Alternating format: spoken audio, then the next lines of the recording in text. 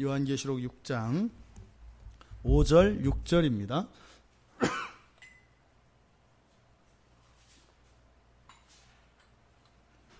우리 같이 요한계시록 6장 5절 6절 말씀을 함께 읽겠습니다.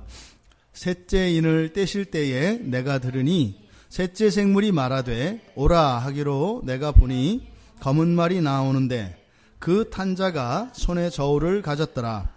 내가 네 생물 사이로부터 나는 듯한 음성을 들으니 이르되 한 데나리온의 밀 한 되요 한 데나리온의 볼이 석 되로다. 또 감람류와 포도주는 해치지 말라 하더라. 아멘. 셋째 인을 떼실 때 일어난 일을 기록하고 있습니다. 장차 일어날 그 일들이 두루마리에 기록되어 있는데 그 두루마리가 이제 조금씩 열리고 있습니다. 이것은 지금은 책으로 기록되어 여러분들이 저를 통해서 그리고 성경책을 통해서 우리가 이 말씀을 읽고 또한 설교를 듣습니다만 모든 것을 밝히 알지는 못하죠. 모든 것을 밝히 알지는 못합니다. 하지만 지금 여기에 기록된 이 내용이 여러분들이 이제 눈으로 보게 되실 것입니다. 그래서 불완전한 이런 계시에 대한 우리의 이해와 지상에서 설교되었던 모든 설교자들의 그 불완전한 것들이 마지막 날 여러분들에 의해서 그것이 채워지고 밝히 드러나게 될 것입니다. 세 번째 인을 예수님께서 두루마리에서 떼어내셨습니다.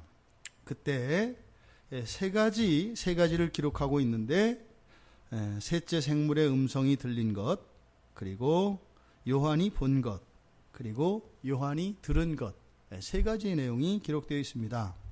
셋째 생물의 음성은 무엇이었어요? 와라, 와서 봐라 라고 하는 것이죠. 그래서 이 오라라고 하는 말은 두 가지 의미가 있다. 계속 말씀을 드렸습니다. 요한에 대한 명령, 이리로 오라고 하는 지시를 나타내기도 하고, 또 이 요한계시록에서 이 오라라고 하는 이 말은 다른 사람에게 명령할 때 사용하는 말이기도 하지만 또한 이것은 기원문으로 쓰인다. 그래서 오십시오. 그래서 요한계시록의 끝에 바로 예수 그리스도 주님 어서 속히 이 땅에 오십시오 할 때도 똑같은 말을 하고 있다. 그래서 요한을 부르는 것과 또 예수 그리스도께서 장차 이 땅에 오실 것에 대한 그러한 소망이 담긴 말이다. 자, 그런데 그 생물의 말을 듣고 갔습니다. 그리고 보았습니다. 그리고 6절에 가니까 들었습니다. 그래서 본 것과 들은 것이 기록되어 있는데 먼저 본 것은 두 가지입니다. 검은 말과 또 그 검은 말 위에 앉혀 있는 어떤 존재입니다. 이게 뭐 사람인지 누구인지는 정확하지 않습니다. 하지만 그 말 위에 앉혀진 어떤 사람, 어떤 자, 분명히 이것은 인격체인 것은 틀림없고 누구인지는 뭐 성경에서 정확하지 않습니다. 그런데 이 두 가지, 검은 말과 검은 말 위에 앉혀있는 사람, 앉혀있는 자. 근데 지금 우리말 성경에는 뭐라고 했어요? 검은 말이 나오는데 그 탄 자가 이렇게 되어 있지 않습니까? 근데 지금 성경에서는 이 둘을 나누어서 설명을 합니다. 그래서 검은 말, 그리고 그 위에 탄 사람. 근데 지금 그래서 탄 사람 그러면 마치 그 말을 타고 달리는 이런 모습이 연상이 되어지는데 중요한 것은 그 말과 그 말 위에 있는 사람인데 어떤 존재인데 그 사람이 앉은 것이 아니라 앉혀진 사람이라고 이야기를 합니다. 그러니까 무슨 말이겠어요? 어떤 사명을 위해서 그 말을 타고 있는 자, 이런 뜻이 되겠죠. 그래서 사명을 받고 어떤 사명을 가지고 자신의 뜻과 자신의 의지라기보다는 하나님의 명령에 의해서 거기에 앉혀진 자, 그러니까 마치 직분자와 같은 그런 개념입니다. 이 두 가지, 그런데 그 말 위에 우리말 성경에 말을 탔다라고 설명되어 있는 그 말을 탄 사람, 그 사람의 손에 무엇을 들고 있다? 저울을 가지고 있더라라는 내용입니다. 그렇다면 여기서 먼저 검정말 할 때 이 검정색이 의미하는 것은 뭘까?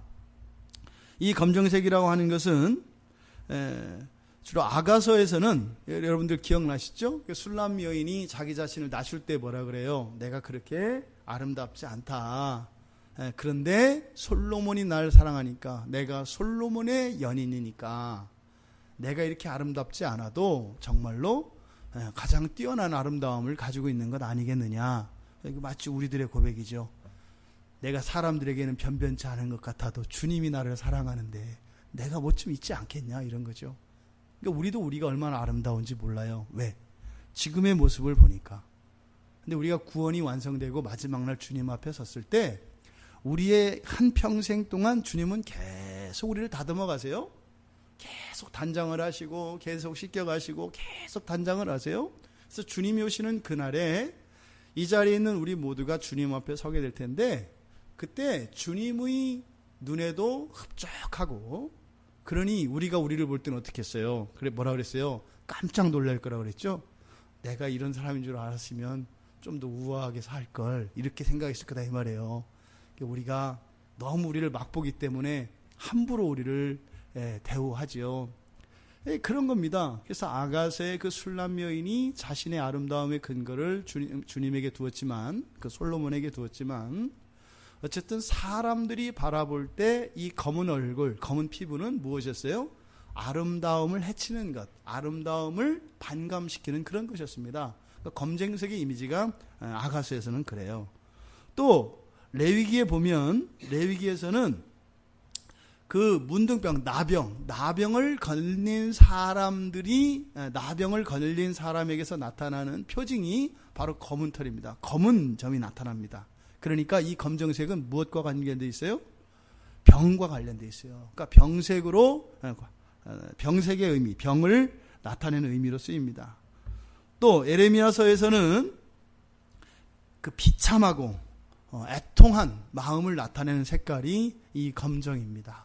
그래서 이 검정이 가지고 있는 의미는 좀 부정적입니다. 그런데 여러분, 철학에서는 검정이 어떤 줄 아세요? 철학에서는 어떨 것 같으세요? 성경에서는 좀 부정적인데 철학에서는요, 최고의 색깔이 검정입니다. 이 검정은 철학에서 지식의 색깔이에요.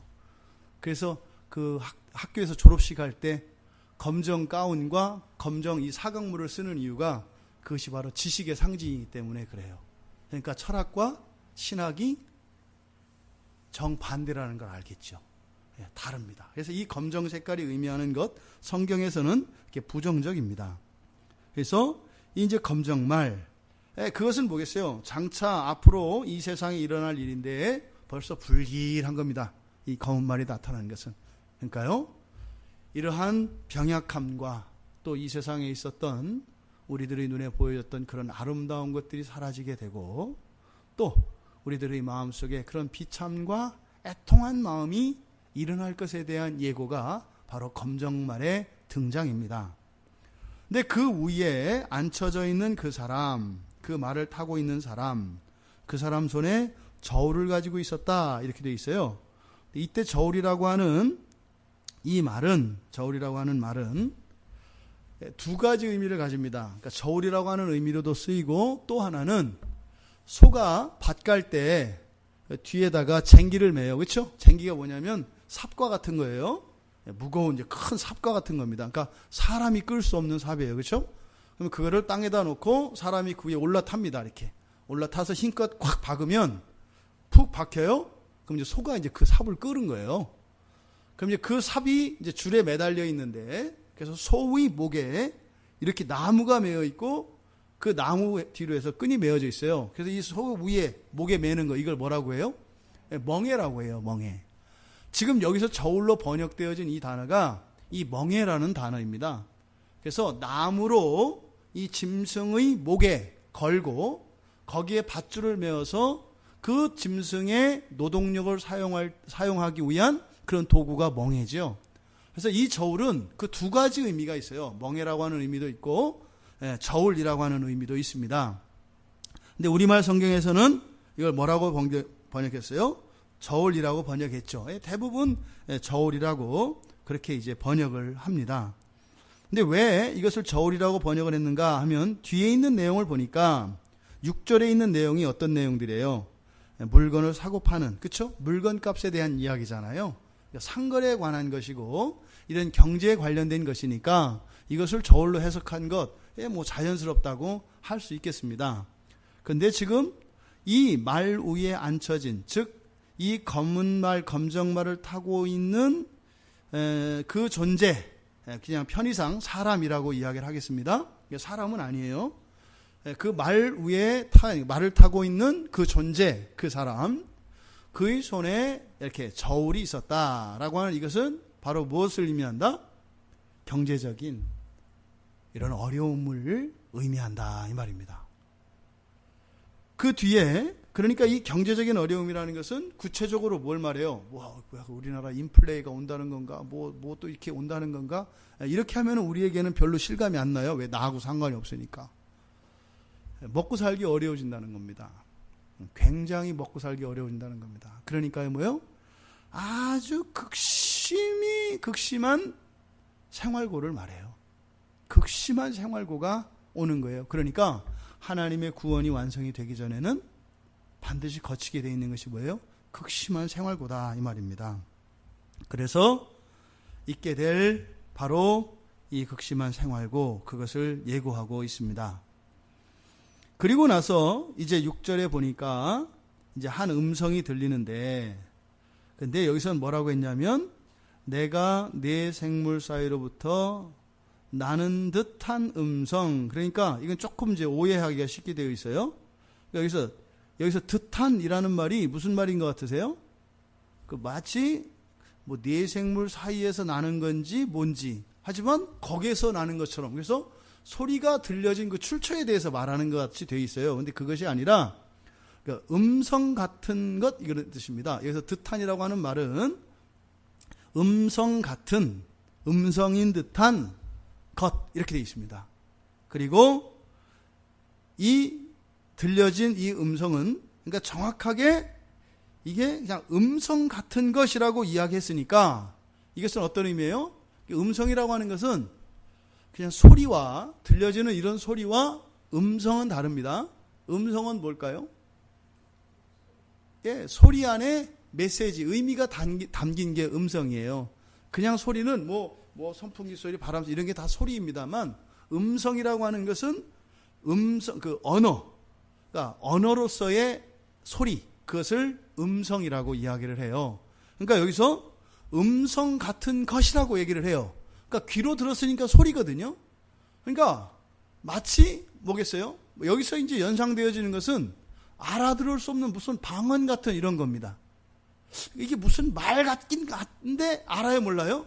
몰라요. 그래서 음성 같은 것이라고 해요. 그런데 문제는 요한이 그것을 알아들어요. 음성 같은 것이니까 이게 어느 나라 말인지는 몰라. 사람의 말인지 하늘의 말인지 뭔지 모르겠어요. 그런데 문제는 그냥 알아. 그러니까 무언지 잘 모르겠는 것 같은 이런 음성과, 음성 같은 무엇과 정확하게 깨닫는 이것. 그러니까 뭐예요? 성령의 역사죠. 그러니까 우리가 귀로 들어서 머리로 이해하는 것이 아니라 어떻게 하는 거예요? 성령께서 깨닫게 하여 주시고 성령께서 가르쳐 주시는 것이에요. 왜요?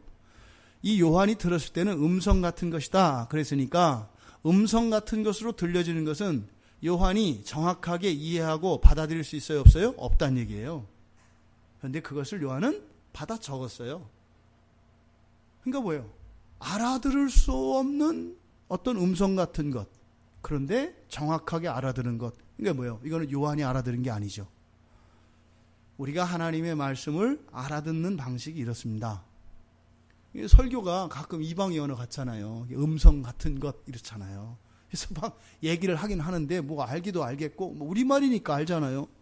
근데 우리말은 우리말인데 뭐 좀 잘 모르기도 하겠고 뭐 이런 거 아니에요.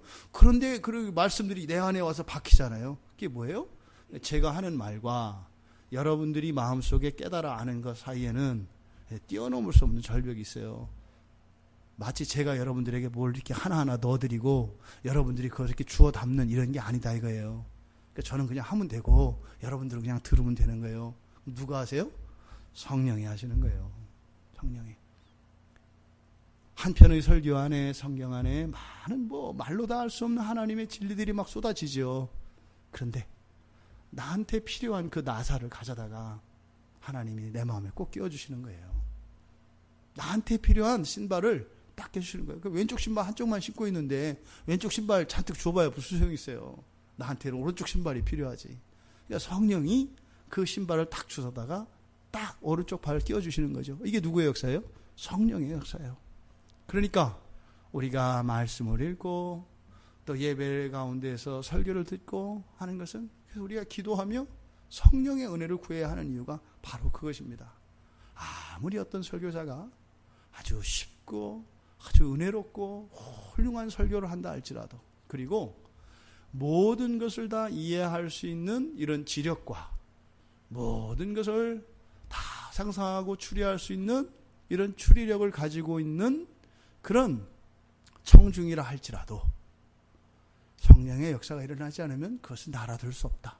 또 반대로 정말로 서툴고 말도 안 되는 것 같은 그런 설교자가 또 일자 무식으로 정말 한글도 깨우치지 못하고 말귀도 잘 못 알아듣는 그런 정말 산골짝 깊숙이 살았던 어떤 노구의 어떤 고령의 노인이 듣는다 할지라도 성령께서 하나님의 말씀을 깨닫게 하시는 데는 방해가 되는 것이 있다 없다? 없다. 근데 우리가 자칫 오해하는 것이 바로 이 말씀의 주인이신 성령을 의지하는 것이 아니라 자꾸 나를 의지하고 자꾸 설교하는 그 설교자를 의지하려고 하는 여기에서 자꾸 실수가 일어납니다. 어차피 그렇게 한다 하더라도 사람이기 때문에 그런 모든 사람들의 말에는 사람의 생각이 섞이게 되어 있습니다. 또 듣는 사람도 마찬가지예요. 하나님이 말씀하셔도 자기 마음대로 듣는데요. 그런 나를 어떻게 믿어요? 그러니까 염려할 것도 없고 또 교만하거나 자고할 필요도 없습니다. 오직 성령만 의지하며 그 하나님의 말씀에 귀 기울일 수 있으면 되는 거죠. 그러니까 요한이 지금 알아들은 게 그거예요. 음성 같은 것, 도대체 할 수 없는 말로 나에게 들려졌는데, 그러니까 뭐예요? 알아들을 수 없는 말이었는데 알아들었다. 지금까지 우리가 그렇게 살아온 거예요. 그렇게 해서 깨달은 말. 그런데 이제 그 소리가 이게 그럼 누구의 소리냐 이거죠? 지금 여기서 보니까 네 생물 사이로부터, 그래서 이 사이라고 번역을 했기 때문에 좀 정확하지가 않아요. 이 사이라고 번역되어진 단어는 그 사이는 뭐냐면 넷 사이면 어디겠어요? 그러니까 둘 사이면 둘과 가운데 중간 어디겠죠? 그렇죠? 근데 넷 사이면 어디겠어요? 예, 가운데를 이렇게 번역을 한 거예요. 그러니까 넷 가운데 이 말이에요. 그러니까 넷 사이에니까 넷 사이면, 근데 우리가 일반적으로 넷 사이 하면 중앙을 생각하지 않고 그 둘 사이를 생각을 한다고요. 그게 아니라 여기서 의미하는 건 뭐다? 넷 가운데 이 말이에요. 그래서 넷이 있는 가운데. 그럼 이 네 생물이 있고 그 중앙에 있는 게 뭐예요? 계시록 4장 6절에 보면 이 네 생물이 어디에 있는지 나와 있어요. 이 네 생물은 어디에 있어요? 네 생물이 있는 위치가 어디예요? 예, 보좌 둘레, 보좌 주변에 있다고요. 그러니까 지금 여기서 네 생물 사이로부터 나왔다라고 하니까 그 음성의 출처는 어디인 거예요? 보좌인 거죠. 그러니까 이 들려진 음성은 앞에서 네 생물이 와서 보라라고 한 그것과 지금 요한에게 전달되고 있는 이 계시의 내용, 이것의 주체가 다르다. 그래서 네 생물 중앙 가운데는 보좌가 있으니까 그 보좌에서 나오는 소리였다. 다시 말해서 뭐예요? 앞으로 일어나게 될 일들에 대한 하나님의 계시다 이 말이에요. 근데 그 계시가 앞에 있는 검정말과 그 검정말을 타고 있는 그 존재, 그 사람이 들고 있었던 저울, 그것이 사실은 이제 뒤에 있는 내용을 암시하고 있습니다. 그 뒤에 있는 내용을 보니까 첫 번째로 두 가지입니다. 두 가지. 들려진 그 음성의 내용은 두 가지. 첫 번째로는 뭐예요? 그 음성을 들으니 이르되 뭐라 그랬어요? 한 데나리온의 밀한대요 한 데나리온의 보리 석대로다. 여기 이제 하나입니다. 하나. 그리고 또 두 번째는 감람류와 포도주는 해치지 말라. 이렇게 두 가지 내용입니다. 그러니까 먼저 한 데나리온의 밀 한 대요 한 데나리온의 보리 석대다. 이게 무슨 말인가 하면 한 데나리온은 뭐 쉽게 얘기해서 물가가 비싸다는 이야기예요. 근데 어느 정도로 비싸다고 말하는 것이냐? 한 데나리온은 화폐의 가치입니다. 그러니까 한 데나리온은 뭘 의미한다고요? 화폐 가치로 따지면 하루 일당이에요. 최저임금이 얼마? 한 시간? 얼마? 6,030원. 6,030원이 하루 최저임금. 그럼 뭐 근로기준법에 의하면 8시간. 그죠? 8시간 일하면은 68, 48, 뭐 한 5만원 조금 안 되는 돈이겠어요. 그죠? 근데 거기다가 이제 뭐 잔업수당 붙고 뭐 이렇게 이제 하고. 그럼 보통 이렇게 이제 일당 이렇게 쳤을 때 이렇게 매기는 금액이 있어요. 하루 일당. 그래서 요즘은 보통 일당 하면 얼마를 얘기해요? 일반적으로 10만원 이렇게 이야기를 해요. 그러니까 지금 시급 최저임금제 6,030원 이거는 이렇게 합리적인 임금이에요, 아니에요? 아닌 거예요. 왜냐하면 우리가 일반적으로 할 때 일당 그럼 10만원 그러잖아요. 근데 최저임금이 지금 6,030원 이렇게 돼 있는 거 아니에요? 근데 계산하니까 한 5만원 나오는 거 아니에요? 그러니까 나머지 5만원 어디가 있어요? 누군가 가져가는 거예요. 그거 갖고 잘 먹고 잘 살아 그래요? 그런 거예요, 그런 거. 근데 어쨌든 그래서 데나리온이라고 하는 의미는 그런 겁니다. 그러니까 하루에 일당을 말해요. 그러니까 하루 일당이 이게 뭐 10만 원이 됐든 뭐 5만 원이 됐든 어쨌든 하루 일당이 있는데 그 하루 일당, 그 하루 노동의 품삯으로 그 품삯의 가치가 얼마인가를 이야기하는 거예요. 뭐래요? 밀 한 대래요. 그리고 뒤에는 뭐라 그래요? 보리는 석대래요. 그러니까 밀과 보리를 왜 이렇게 얘기를 했느냐? 그러니까 밀은 한 대고 보리는 세 대래요. 하루 일하면 벌 수 있는 돈이. 그러니까 밀이라고 하는 것은 정상적인 식사를 말해요. 정상적인 식사. 그러니까 이 밀이라고 하는 것은 보리라고 하는 것은 이때 당시에는 그러니까 보리라고 하는 게 원래는 사람이 먹는 음식이 아니에요. 지난주에 제가 지난주가 아니군요. 올해 이번 주에 이제 시골에 이제 잠깐 갔다가 그 바닷가에서 그 소라를 이제 사서 먹었는데 여러분 그거 아시나요? 이게 소라와 삐뚤이라는 걸 아세요?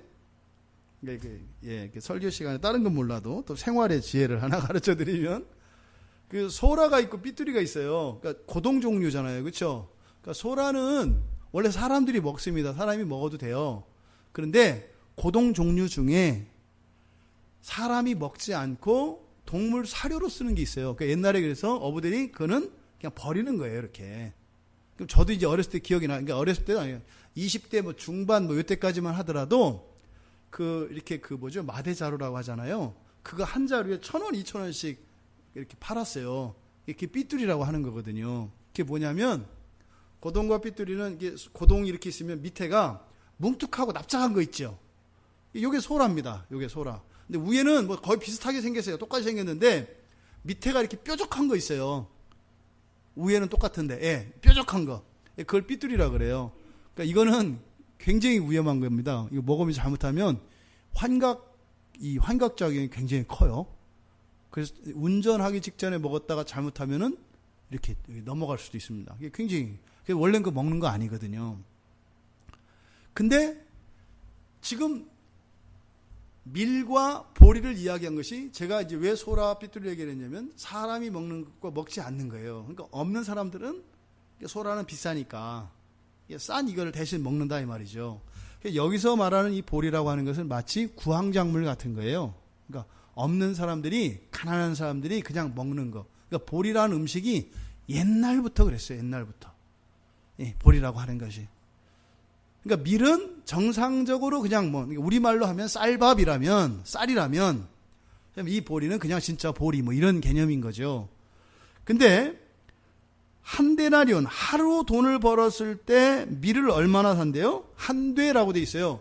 근데 이 되는 그냥 우리말로 번역을 한 것이고 1리터입니다. 1리터. 그러니까 우리가 사용하는 그 나무 대박 그 돼, 이거는 한 2리터 정도 되거든요. 그러니까 여기서 말하는 이 헬라 사람들이 사용하는 이 되는 우리가 사용하는 그 되의 반이에요. 그러니까 1리터라고 보시면 돼요. 성경에서 되라고 한 말은 1리터예요. 그런데 보세요. 사람이 하루에 먹는 식사량, 먹어야 되는 식사량. 그래서 출애굽기에서 광야에서 하나님께서 한 사람들이 먹을 수 있는 식사량으로 기준을 정해 주신 게 뭐예요? 한 오멜이에요, 오멜. 그죠? 그게 이제 어떤 사람은 좀 많은 사람은 더 먹고, 뭐 식성이 좀 작은 사람은 좀 덜 먹고 이랬단 말이에요. 근데 이제 많이 먹는 사람은 많이 먹고, 적게 먹는 사람은 적게 먹고 하면 이게 딱 맞아 떨어졌죠. 기가 막히게. 근데 이 오멜이라고 하는 이것은, 그러니까 말하자면은, 오멜이 하루에 3끼예요, 3끼. 오멜이, 그러니까 새끼를 먹는 걸 기준으로 했을 때, 한 오멜은 바로 사람이 그냥 뭐 자연스럽게 먹을 수 있는 식사량이, 요게 이제 한 오멜의 분량이란 말이에요. 그런데 지금 여기서 되라고 한 것 있지 않습니까? 요거는 반 오멜이에요, 반 오멜. 그러니까 생각해 보세요. 하루 죽어라 하고 일을 하면 얼마를 번다고요? 아침 한 끼 먹고 점심 반 끼. 요즘에 보통 식당에서 밥을 사 먹으면 뭐 5,000원 내지는 뭐 비싼 것도 있습니다만 뭐 그냥 보통 뭐 이렇게 하면 6,000원, 7,000원 정도면 사 먹잖아요. 그렇죠? 그러니까 하루 일당이 얼마인 거예요? 10,000원인 거예요, 10,000원. 하루 일당이. 오늘날로 치면. 그러니까 뭐예요? 돈을 얼마가, 이게 뭐 그게 돈이 10,000원이냐, 1,000,000원이냐 중요하지 않아요? 뭐 이렇게 뭐 베트남 갔더니 뭐 커피 한 잔에 얼마요? 50,000동? 예. 뭐 5만 동인 것 같아요, 5만 동. 기분 나잖아요. 커피 한 잔에 5만 동이에요. 싸요, 비싸요? 예? 예. 5만이라는 숫자는 크잖아요. 그러니까 하루 일당을 5천만 동 벌어. 그러면 뭐 엄청 큰 것 같잖아요. 근데 화폐 가치가 중요하단 말이에요. 5만 동이 우리나라 500원이에요. 그러니까 무지 싸잖아요. 그렇죠? 그러니까 숫자는 중요하지 않다 이 말이에요. 그러니까 하루 벌었을 때 그러니까 벌어서 번 돈으로 구매할 수 있는 이 구매력이 식사 한 끼 반값이에요. 그러니까 오늘말로 말하면 죽어라 하고 일을 해. 얼마가 됐든지 돈을 받아. 근데 그걸 가지고 나가서 살라 그러면 어떻게 되는 거예요? 한 사람이 한 끼 반 먹을 수 있는 돈이에요. 그러니까 물가가 엄청 비싸다는 얘기예요. 그럼 보통 집에서는 이때 당시에는 누가 벌어요? 남자가 벌어요. 아내가 있고 자식들이 딸려 있어요. 어떻게 되겠어요, 이 집? 그러니까 일을 해도 한 사람도 끼니를 때우기 어려운 상황인 거죠. 그래서 뒤에 보리를 거론한 겁니다. 그러니까 보리가 뭐래요? 세대래요, 세대. 그러니까 세대니까 2대가 한 오멜이니까 한 사람이 그냥 배 채우고 한 대는 남는 거죠, 보리는. 그렇죠? 그러니까 정상적인, 그러니까 사람이 먹는 음식이 아니라 짐승들이 먹는 것으로 먹으면 그냥 배는 채우고 조금 남을 수 있는 이런 의미예요. 이게 지금 얼마나 무서운 상황인지 모릅니다. 그러니까 뭐예요? 열심히 성실하고 정직하게 땀 흘려 일한 대가가 정상적으로 한 사람도 끼니를 때우기 어려운 상황이다 이 말이에요. 우리나라에 96년, 97년, 98년 때 IMF가 왔어요. 그때 교회 안에 많은 충격적인 사건들이 많았습니다. 그 IMF로 인해서 첫 번째로 타격을 입었던 것이 많은 가정들이었어요. 이 재정 문제로 인해서 뭐 갑자기 뭐 멀쩡하던 사장님들이 빚더미에 이제 막 빚더미에 그냥 앉혀지니까, 그러니까 뭐 말도 안 되는 상황들이 일어났습니다.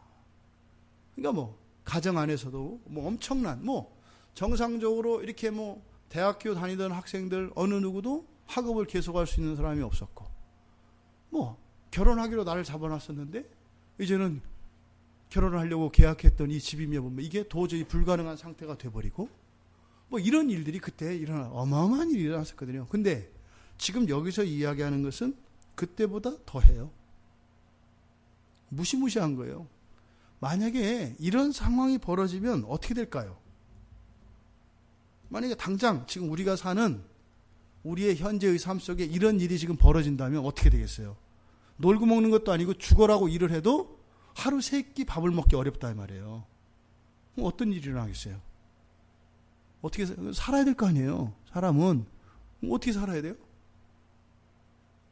일을 해도 식사 밥 나 혼자 밥도 못 먹는데 그럼 막 그 젖달라고 우는 애기도 있고, 예? 그럼 어떻게 할 거예요? 다 죽나요? 그러니까 다 죽든지 그냥, 예? 그냥 자살해 버리든지 아니면 자살할 자신이 없으면 어떻게 해야 돼요? 도둑질해야 돼요. 도둑질해야 돼요. 아니면 조금 세게 이제 도둑질보다 사실은 돈을 벌기 좀 쉬운 게 뭐예요?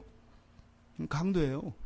도둑은 이렇게 막 몰래 해야 되니까 그 심장도 떨리고 눈치도 봐야 되고 이러지만 강도는 그냥 칼 들고 무기 들고 서에서 그냥 뺏으니까 좀 더 쉽죠. 대신 벌이 세죠. 그러니까 도둑과 강도 거기다가 사람들을 속여서 뺏는 이런 사기. 왜냐하면 살고자 해야 되니 살아야 되니까요. 그러니까요. 나라의 경제가 어려워지면 어떤 일이 일어나요? 도둑이 들끓게 돼 있어요. 뭐 우리 집사님도 어렸을 때 생각해 보시면 그 도둑 많지 않았어요 옛날에? 다 가져갔거든요. 빨래고 뭐고 다 가져갔어요. 빨래고 뭐고 진짜로. 이 군대도 저 이제 요즘에는 안 그러세요. 옛날 군대 저희 군대 다닐 때는 그때 어려웠잖아요. 속옷도 가져갔어요. 속옷도. 네, 입던 속옷도 그걸 가져가요.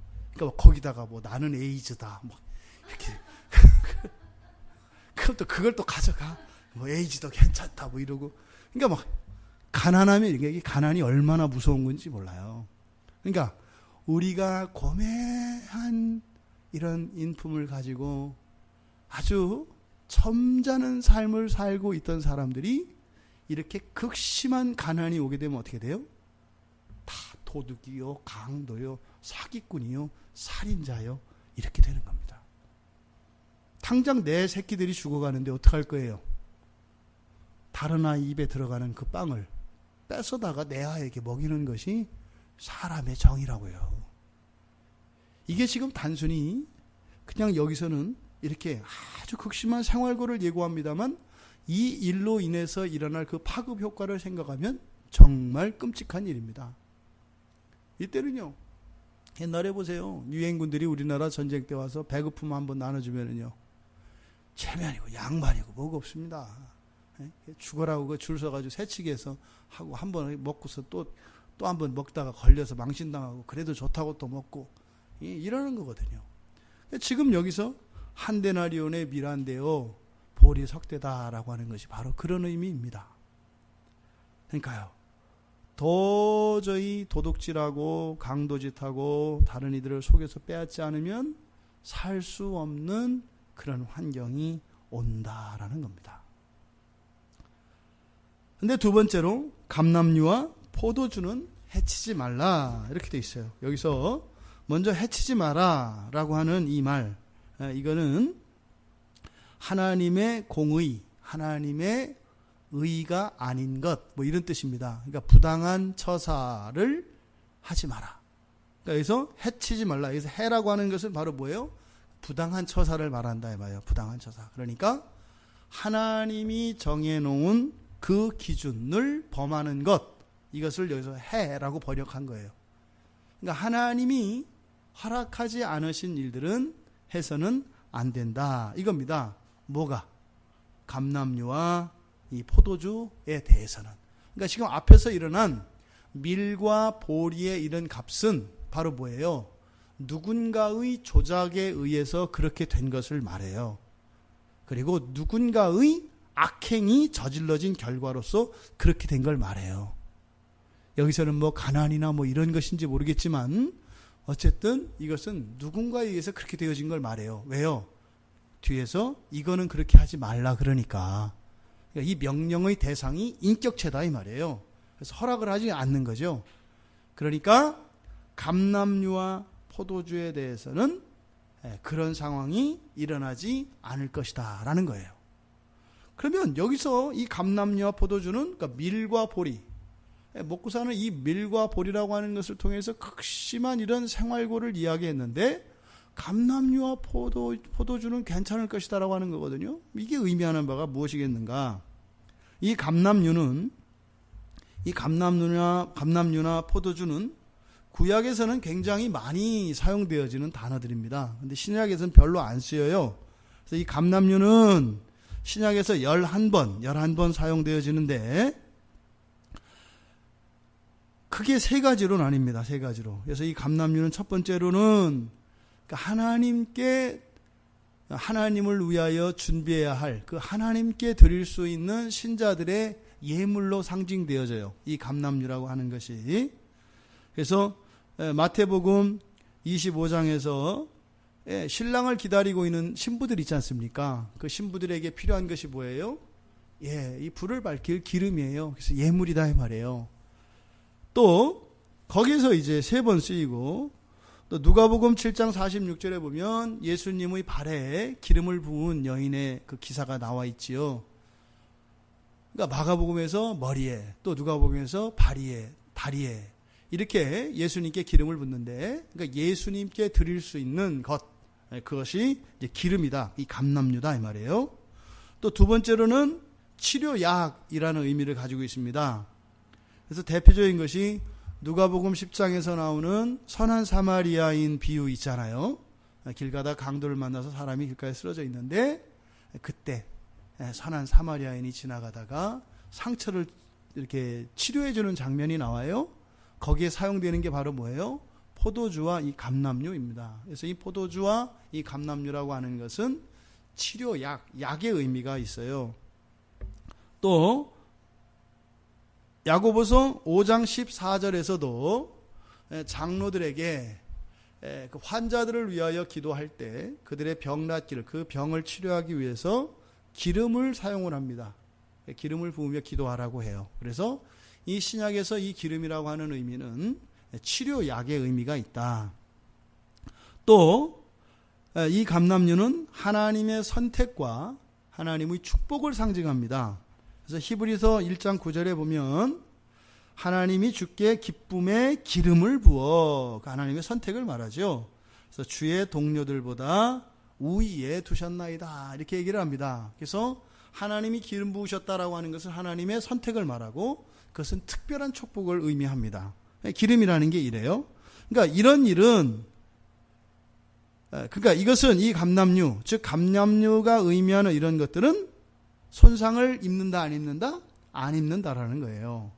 그 다음에 두 번째로 포도주. 이 포도주는 신약에서 26번 쓰이는데 놀랍게 복음서에서 13번, 계시록에서 7번. 그러니까 예수님과 이 계시록에서 대부분 다 쓰이는 것이 이 포도주입니다. 그러니까 포도주라는 단어가 이 서신서에는 별로 안 나와요. 그래서 이 포도주는 예수님이 첫 번째 이적을 일으킨 게 바로 무엇을 만드신 사건이에요? 포도주를 만드신 사건이에요. 물을 포도주로 바꾼 거죠.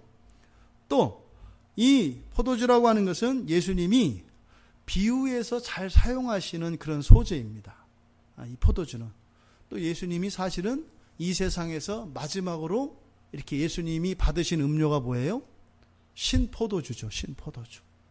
그러니까 이 포도주는 매우 특별한 그런 음료입니다. 그런데 이것은 이스라엘 사람들에게 가장 일반적이고 가장 기본적인 음료입니다. 또 마찬가지로 아까 누가복음에서 보았던 것처럼 기름과 함께 치료약으로도 쓰여요. 그래서 사도 바울이 디모데에게 뭐라고 해요?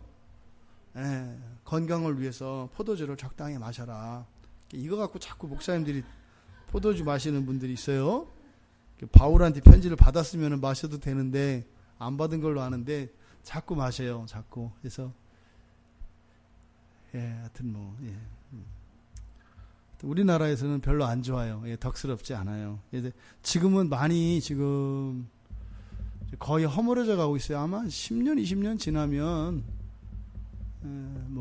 술 안 먹는 목사님들이 별로 보기 힘들 가능성이 많아요. 지금은 술 드시는 분들이 훨씬 많아요. 훨씬 많아요. 목사님들. 그래서 우리 합동 측 고신, 뭐 흔히 꼴통이라고 하는 뭐 합신, 요 정도에서만 성도들도 술을 마시면 안 된다. 목회자도 술을 마시면 안 된다. 요게 이제 이렇게 지켜지고, 또 그 외에 장로교도 뭐 다른 저쪽 뭐 통합 측이나 이쪽에서는 별로 이제 그거 안 지켜요. 성도들도 이제 점점점 늘어나요. 뭐 술 판매량이 좀 늘어나겠죠. 그도 그린벨트 풀려서 건물 짓듯이 술의 그린벨트인 그리스도인들을 교회에서 풀어줘서 아마 술 소비량이 늘어날 수도 있어요. 그러니까 뭐 청년들은 뭐 술 마시는 거 뭐 일반적으로 생각하는 사람들 많아요. 그래서 그냥 술을 마시면 안 된다라고 하는 이 기준만 가지고도 이 사람이 보수냐 아니냐 뭐 이렇게 할 수 있을 거예요. 경남이네 그 신학교에서 그 신학과 학생들 중에서 술 마시는 학생들이 있을까 없을까? 있을 거예요. 아마 있을 거예요. 비율이 어느 정도 될까? 별로 안 돼. 예. 그래도 학교가 살아 있는 거예요. 아직은. 그러니까 뭐 한신이나 이런 데는 술 안 먹는 사람이 별로 없을 거예요. 그러니까 안 먹는 사람은 체질이 안 돼서 안 먹을 거예요, 아마. 예. 그러니까 지금 상황이 막 이래요. 근데 이 포도주라고 하는 이것이 약용으로 이렇게 쓰이는 거예요. 특별히. 그래서 성경의 사상은 이 포도주를 어떻게 해요? 과다한 사용을 금지하고 있어요. 그래서 취하지 말도록 하죠. 취하지 말도록. 그리고 이 술을 과하게 사용하는 것, 이것은 죄로 연결되어집니다. 그래서 직분자들에게 반드시 들어가는 조건이 술에 인박이지 않은 자들이에요. 술을 많이 먹는 사람들, 이런 사람들은 직분자가 될 수 없도록 성경에 못을 박아놨습니다. 그러니까 뭐 성경에 있어 없어? 있어요. 있어요.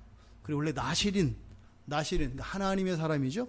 나실인은 술을 마시면 안 됩니다. 이런 독주를 마시면 안 되게 돼 있거든요. 그래서 어쨌든 이 포도주는 대체적으로 어떤 의미예요? 좋은 의미입니다. 그래서 주로 생명을 살리고 생명에 기여하는 이런 의미로 사용되어지고, 그러니까 누구를 위한 거예요? 사람을 위한 거예요. 그렇죠? 감람류는 누구를 위한 거예요? 주로 하나님을 위한 것이에요. 어디 안에서? 그러니까 신앙 안에서 하나님께 드릴 것과 사람이 누릴 것을 말해요.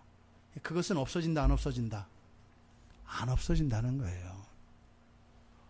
이게 지금 의미하는 바가 우리들에게 이렇게 심쿵으로 와야 되는 거예요. 왜냐? 두루마리가 완전히 열려서 구원의 계시가 완성되기 전에는 아주 극심한 경제적인 어려움이 올 것인데, 그건 뭘 상징해요? 그것 때문에 신앙을 버리기가 쉬울 텐데, 이런 거예요. 그런데 감람류와 포도주는 해치지 말라 그랬으니까 그것을 핑계 삼을 수 있다 없다? 없다라는 거예요. 없다라는 거예요. 차라리 신앙을 포기할 정도로까지 아주 극심하면 좋을까요? 안 좋을까요? 그냥 우리가 말할 때는 뭐 더 심한 거니까 안 좋다고 하지만 사실은 실제적으로는 더 좋아해요. 왜요? 그럼 우리가 신앙을 버려도 핑계가 되니까. 너무 어려워서, 그러니까 신앙을 버릴 정도로 어려울 것이다 그랬으니까 역시 저는 그냥 평범한가 봐요. 뭐 이렇게 할 수 있잖아요. 그런데 이게 뭐예요? 그래도 너희들이 신앙은 버리지 않을 수 있다라는 얘기거든요. 이런 게 싫은 거예요. 차라리 그냥 하나 줘서 어쩔 수 없이 넘어지고 나중에 회개하고 돌이키게 하든지. 근데 왜요? 이런 어려움 속에서 뭐 해야 된다는 거예요? 견뎌야 된다는 거예요. 무서운 얘기입니다. 굉장히 끔찍한 얘기입니다. 이것은 지금 종말에 일어날 일에 대한 이야기예요. 그렇죠? 그런데 그 종말에 일어날 일이 우리의 삶 속에서 경험됩니다. 여러분들도 가난해 보신 적 있잖아요. 그러니까 뭐 인생의 어떤 기간, 또 특정한 날, 이럴 수 있어요. 뭐 돈이 안만 있어도 뭐 스마트폰도 없고 통장도 없고 뭐 연락도 없고 뭐 얼마 전에 중국의 아주 끔찍한 아주 뭐라 그래야 되나? 뭐 재수 없는 날 뭐 이런 걸 영상을 하나 이제 봤는데, 운전을 하고 가요. 이렇게 근데 보니까는 이제 뭐 길가에 어떤 사람이 막 그 구걸을 하고 있는 거예요. 너무 불쌍해 보여요, 보니까. 사람도 없고 그런 데서 구걸하고 있으니까. 그러니까 이제 운전하던 사람이 되게 이제 마음이 따뜻한 사람인 거죠. 내려가지고 그 사람을 도와주려고 이제 차에서 내려가지고 딱 지나치고서 차에서 내려서 이제 뒤로 와가지고 그러니까 이제 지갑을 꺼내가지고 이렇게 이제 돈을 줬단 말이에요. 이렇게. 그렇게 해서 이렇게 딱 그 돈을 줬죠. 이렇게 딱 그래서 주는데 딱 보니까 차가 가고 있는 거예요. 그러니까 다른 사람이 차를 타고 가버리는 거예요. 근데 저게 먼저구나. 지갑이 먼저구나. 그걸 들고서는 이렇게 그 거지를 도와주려고 이렇게 이제 딱 가는 거예요. 이렇게 지갑을 이렇게 꺼냈어요. 근데 날치기인 사람이 막 와가지고 그 지갑을 갖고 도망가 버려요. 막 쫓아가려고 하니까 그 거지가 차를 타고 차를 가져가요. 그래가지고 지갑도 뺏기고 차도 가버렸잖아요. 그러니까 뭐예요? 이제 빨리 신고하려고 전화를 딱 하려고 그랬더니 또 오토바이가 온대 오더니 핸드폰을 가져가 버려요. 길도 모르고 말도 안 통하는 거기서 차도 뺏기고 지갑도 뺏기고 핸드폰도 뺏겼어요. 어떻게 하겠어요? 그러니까 정말 이렇게 막 완전히 비무장 상태와 같은 이런 일들이 완전히 일어난다라는 거예요. 그런데 그렇다 할지라도 뭐만큼은 신앙만큼은 버리지 않을 수 있다라고 지금 얘기를 하는 겁니다. 여러분 생활 속에서 보세요. 아까 그 중국에서 그런 사람처럼 어느 날 갑자기 물론 이제 집에 오면 있어요. 돈도 있고 뭐 한단 말이죠. 근데 그냥 어느 한순간 잠깐 그렇게 완전히 그냥 거지와 방불한 그런 상황에 노출될 수 있다 이 말이죠. 그런데 그럴 때 어떻게 돼요? 집에 오려면은 뭐 똑같이 가서 거지 노릇하다가 다른 사람이 오면은 또 이렇게 제가 차 훔쳐 타고 오든지 아니면 도움을 청하든지 뭐 이래야 되는 거 아니겠어요? 오늘 본문은 이 셋째 인이 떨어졌을 때 일어나게 될 일에 대해서 얘기하는데 바로 경제 문제에 대해서 얘기를 합니다. 경제적인 어려움.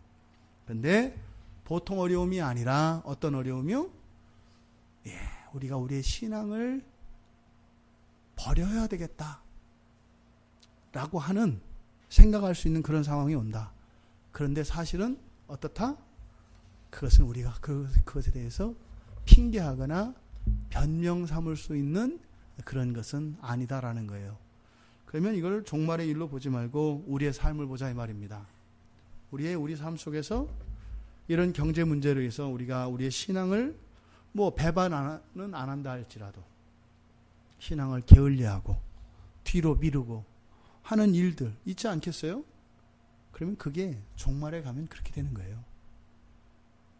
우리가 그래도 견딜 만한 이런 상황 속에서도 우리가 우리의 신앙생활 하나 제대로 못한다면 그렇게 어려운 상황이 오게 되면 10중 8구는 분명히 어떻게 한다는 거예요? 신앙을 잃어버릴 거라는 거예요. 그러니까 지금 여기서 이 말씀을 예고하는 것은 무엇이겠어요? 룰루랄라 널널하게 신앙생활을 할 수 있다 없다? 없다는 거예요. 왜요? 그날이 언제 올지 몰라요. 여러분들이 이렇게 아주 혹독한 경제적인 어려움이 온다 할지라도 이 감람나무와 감람류와 포도주가 해침을 당하지 않는 것처럼 이렇게 변절하지 않는 굳건하고 순결한 그런 신앙을 준비하고 가질 수 있는 여러분들 되기 바랍니다. 오늘 여러분들의 지금 삶의 자리에서 여러분들의 신앙과 여러분들의 경제생활의 관계는 어떻습니까? 그런 어려움으로 인해서 우리의 신앙이 발목 잡히는 일이 일어나지 않기를 주님의 이름으로 축원합니다.